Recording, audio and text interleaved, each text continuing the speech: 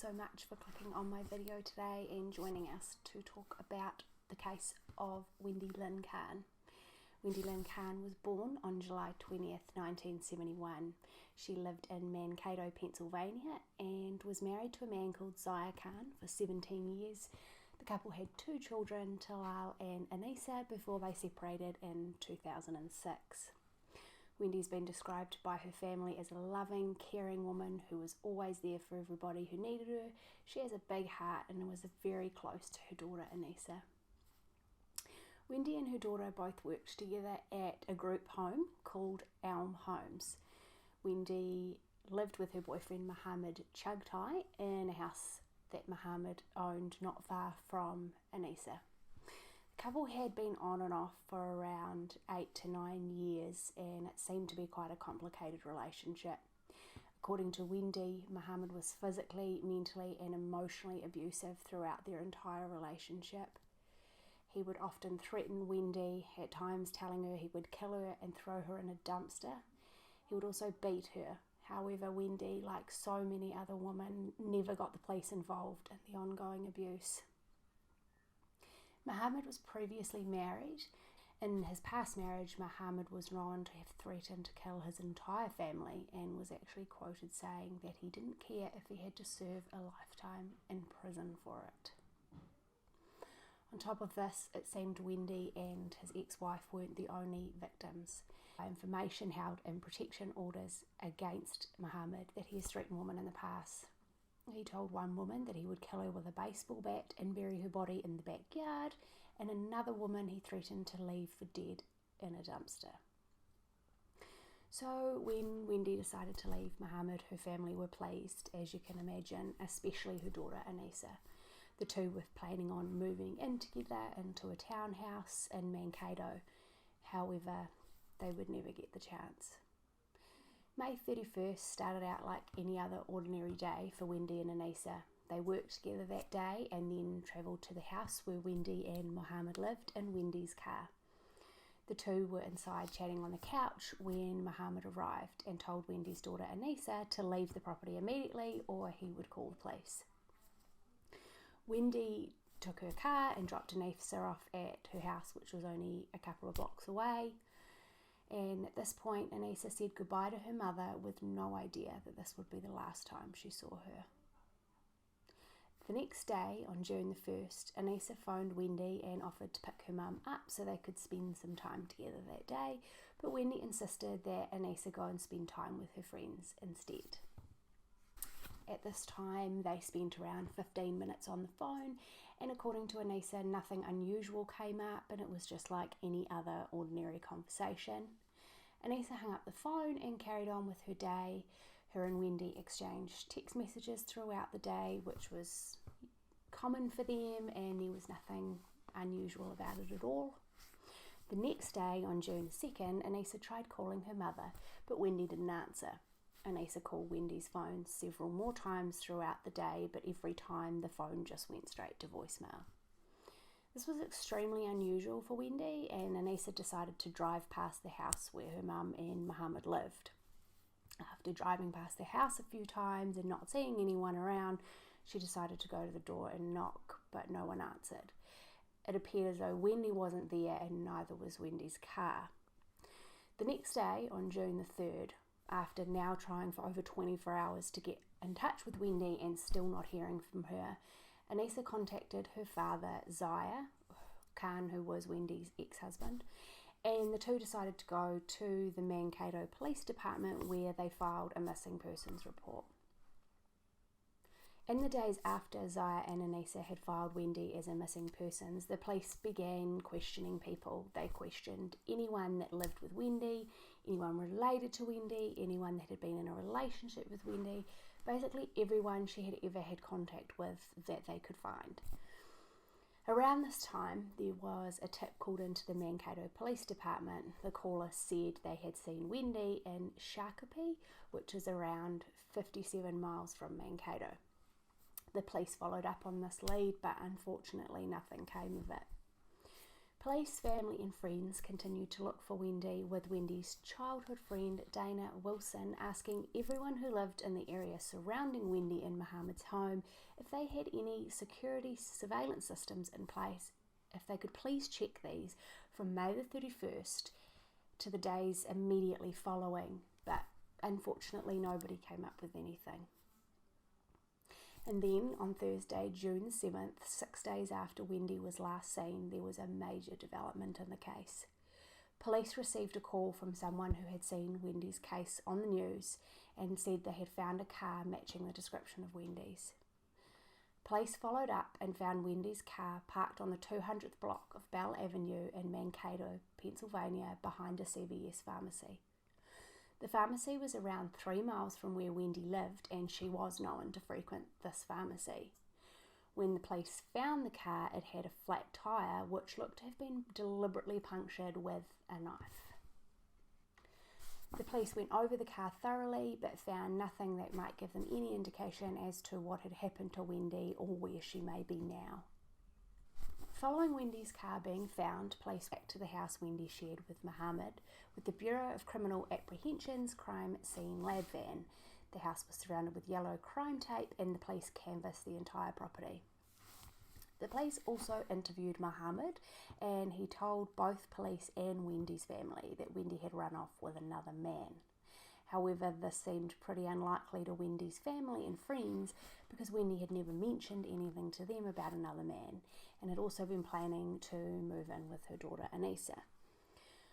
When the police and the investigation team were searching the property, Muhammad was actually sleeping in his car in the driveway of the property, which just seems a little bit strange to me. Something else happened that week that set off alarm bells for Wendy's family. Only days after Wendy disappeared, Muhammad put the house they both lived in up for sale. The timing definitely seemed suspicious to those that were searching for Wendy, and police were actually quoted saying, "The sale of the house pushed investigators to enlist the assistance of the BCA. With the house for sale, time is of the essence. If there's items there that can be collected, we should do that quickly and more exponentially." Unfortunately, after searching the property, police found no evidence of foul play or any other clues as to where Wendy may have gone. The only things that appeared to be missing from the house were Wendy's phone and purse. These items also hadn't been found when the police searched Wendy's car, and to this day have still never been located. Over the next few weeks, Muhammad lowered the sale price on the house significantly, which was again strange. It seemed like he was really eager to get rid of the property quickly. And then, as if this wasn't suspicious enough, when the property finally did sell, Muhammad packed his things and left the house, but he left his car in the driveway and immediately got rid of his phone.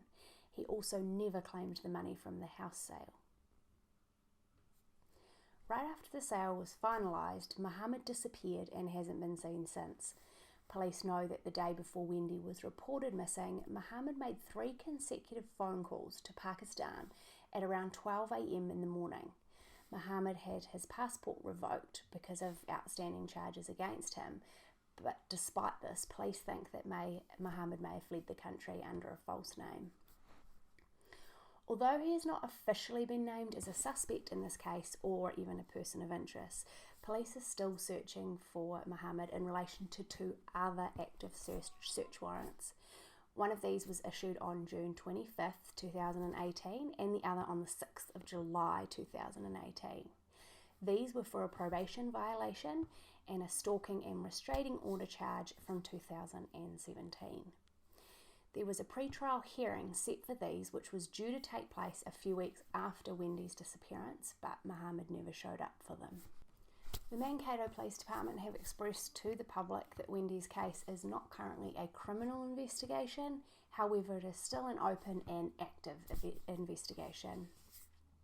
Aneisah told police that her mother has ties to Minnesota, Iowa and Pennsylvania, but police in the other 2 states haven't had any luck in finding any trace of Wendy.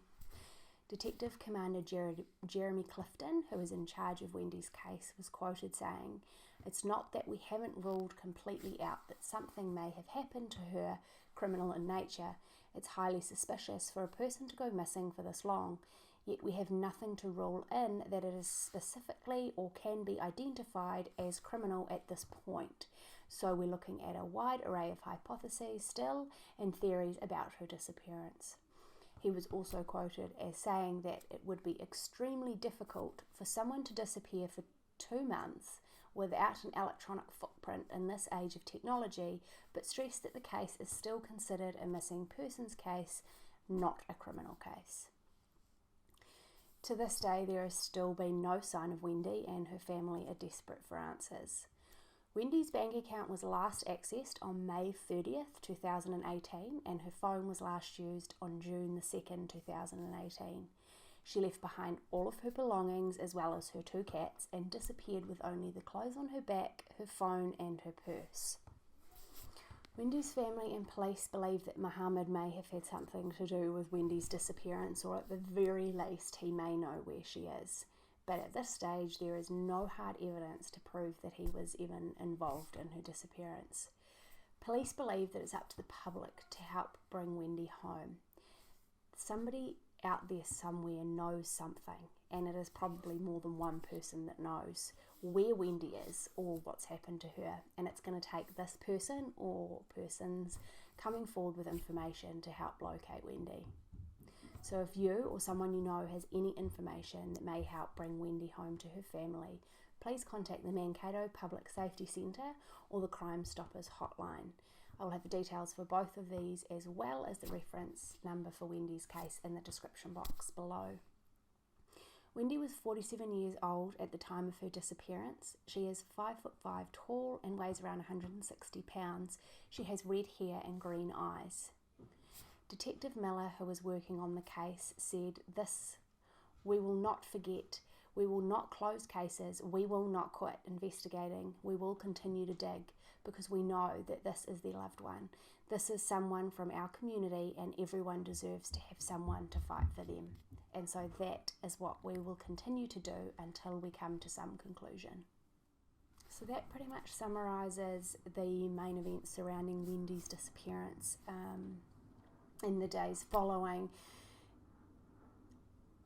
I don't know about you, but it seems to me that Mohammed definitely did some things that made him look suspicious, putting the house on the market immediately, dropping the price, and then never claiming the money for the house sale seems highly unusual to me. If he didn't need the money from the house sale, then why was he selling it? Where has he gone, and why was he in such a hurry to leave if he hasn't had anything to do with Wendy's disappearance? I also find it strange that Wendy's car was found so close to their house. It was almost as if it was within walking distance of the property. So if somebody like Mohammed had taken Wendy's car, dropped it off somewhere where it wouldn't be found for a while, punctured the tyre so it wasn't drivable, and then could walk home. Obviously that's just my opinion, but it definitely seems odd. Also the fact that the car wasn't found for 6 days after Wendy's disappearance and it was only 3 miles away makes me question whether it was there the whole time, or whether it was put there during another time. There's a couple of other things that sort of stood out to me. The fact that Mohammed had threatened at least 4 women that we know of with murder. 2 of them he had, including Wendy, he had threatened to throw in a dumpster. That really stands out to me. If somebody's capable of threatening these women continuously, they have been charged with stalking and other related incidences, and they are known to be physically and verbally and mentally abusive, then I believe that they are capable of just about anything. And as much as everybody else wants Wendy home safely for her family, but I just can't help thinking that Muhammad has had something to do with her disappearance and that it may not be a happy outcome. But regardless of the outcome, we just want to help bring Wendy home for her family. It is awful to not have closure for them. Wendy and her daughter Aneisah were so close, and I'm really close to my mum, and to have your mum disappear like that and not know what's happened or where she's gone would just be devastating. So I'm interested to see what you guys think about all of this. Obviously, like I said, the police have stressed it's actually not a criminal investigation at this stage, but I'd be interested to see and hear your thoughts. Let's just remember to be respectful in the comments, because there may be family members or friends of Wendy that watch this, and it would be really nice if we had positive comments and encouragement for the family. So that's all for me today, guys. If you want to hear more about other cases like Wendy's, please hit the subscribe button and let's do our part